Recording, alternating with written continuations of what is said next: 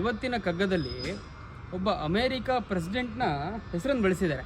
ನೋಡೋಣ, ಕಗ್ಗ ಹೇಳ್ತೀವಿ, ಗೆಸ್ ಮಾಡಿ ಯಾರಂತ. ಸಾಮಾನ್ಯರುಳ್ ಪುಟ್ಟಿ ಸಾಮಾನ್ಯರುಳ್ ಬೆಳೆದು ಭೂಮಿಪತಿ ಪಟ್ಟವನು ಜನತನಗೆ ಕಟ್ಟಲ್, ಸಾಮರ್ಥ್ಯದಿಂದವರ ನಾಳ್ದಲಿಂಕನಂತೆ ಸ್ವಾಮಿ ಲೋಕಕ್ಕೆ ಯೋಗಿ ಮಂಕುತಿಮ್ಮ. ಅಮೇರಿಕದಲ್ಲಿ ಒಂದ್ಸಲ ಒಬ್ಬ ಬಾಲಕ ಓದಲಿಕ್ಕೆ ತುಂಬ ಆಸೆ, ಆದರೆ ಮನೇಲಿ ಕಿತ್ತು ತಿನ್ನುವ ಬಡತನ. ಹೀಗಿದ್ದಾಗ ಲೈಬ್ರರಿಗೆ ಹೋಗ್ತಾನೆ ಓದಬೇಕು ಅಂತ. ಆದರೆ ಅಲ್ಲಿ ಅವನ ಕಾಲಲ್ಲಿ ಚಪ್ಪಲಿ ಅಥವಾ ಶೂ ಇಲ್ಲ ಅನ್ನೋ ಕಾರಣಕ್ಕೆ ಒಳಗೆ ಸೇರಿಸಲ್ಲ. ಹೀಗಿದ್ದಾಗ ಲೈಬ್ರರಿ ಮುಂದ್ಗಡೆ ಶೂ ಪಾಲಿಷ್ ಮಾಡಿ ಅದರಲ್ಲಿ ಬಂದ ಹಣದಿಂದ ನಂತರ ಚಪ್ಪಲಿ ತೆಗೆದುಕೊಂಡು ಆಮೇಲೆ ಲೈಬ್ರರಿಗೆ ಹೋಗ್ತಾನೆ. ಅಂದರೆ ಅಷ್ಟು ಓದಿನ ಹಸಿವು, ಅಂದರೆ ವಿದ್ಯೆ ಕಲಿಬೇಕು ಅನ್ನೋ ಹಸಿವು ಆ ಹುಡುಗನಲ್ಲಿತ್ತು. ಮುಂದೆ ಅದೇ ಹುಡುಗ ಅಮೇರಿಕಾದ ಅಧ್ಯಕ್ಷ ಆಗ್ತಾನೆ. ಇದು ಬೇರೆ ಯಾರು ಅಲ್ಲ, ಅಬ್ರಹಾಂ ಲಿಂಕನ್.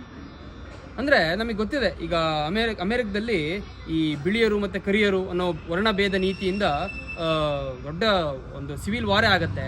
ಅದೇ ಸಮಯದಲ್ಲಿ ಆ ವರ್ಣಭೇದ ನೀತಿಯನ್ನು ತೆಗಿಬೇಕು, ಗುಲಾಮ ಪದ್ಧತಿಯನ್ನು ತೆಗೆದಬೇಕು ಅಂತ ಹೋರಾಡಿದ್ದು ಇದೇ ಅಬ್ರಹಾಂ ಲಿಂಕನ್. ಮುಂದೆ ಆ ಸಿವಿಲ್ ವಾರನ್ನು ಕೂಡ ಆಗದೇ ಇರೋ ರೀತಿ ನೋಡಿಕೊಂಡು ನಂತರ ಅವರು ಅಧ್ಯಕ್ಷರಾಗ್ತಾರೆ, ಅಮೇರಿಕದ ಅಧ್ಯಕ್ಷರಾಗ್ತಾರೆ.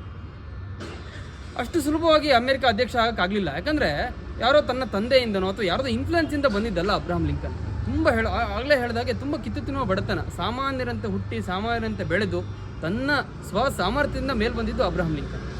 ಮೇಲೆ ಬಂದ ತಕ್ಷಣ ಮತ್ತೆ ಸ್ವಾರ್ಥದಿಂದ ಕೂಡಲಿಲ್ಲ, ನಿಸ್ವಾರ್ಥದಿಂದನೇ ಜೀವನ ಮಾಡಿದ್ದು. ಸಮಾಜಕ್ಕೋಸ್ಕರ, ದೇಶಕ್ಕೋಸ್ಕರ ಏನಾದರೂ ಆಗಬೇಕು, ನನ್ನ ಜನಗಳಿಗೋಸ್ಕರ ಒಳ್ಳೆಯದಾಗಬೇಕು ಅನ್ನೋ ದೃಷ್ಟಿಯಿಂದ ಜೀವನ ಮಾಡಿದ್ದು ಅಬ್ರಹಾಂ ಲಿಂಕನ್. ಈ ರೀತಿ ನಿಸ್ವಾರ್ಥ ಜೀವನ ಮಾಡೋದಕ್ಕೋಸ್ಕರನೇ ಆ ಪದವಿ ಸಿಕ್ತು, ಮತ್ತು ಆ ಪದವಿ ತುಂಬ ಚೆನ್ನಾಗಿ ನಡೆಸ್ಕೊಂಡು ಹೋದ್ರು.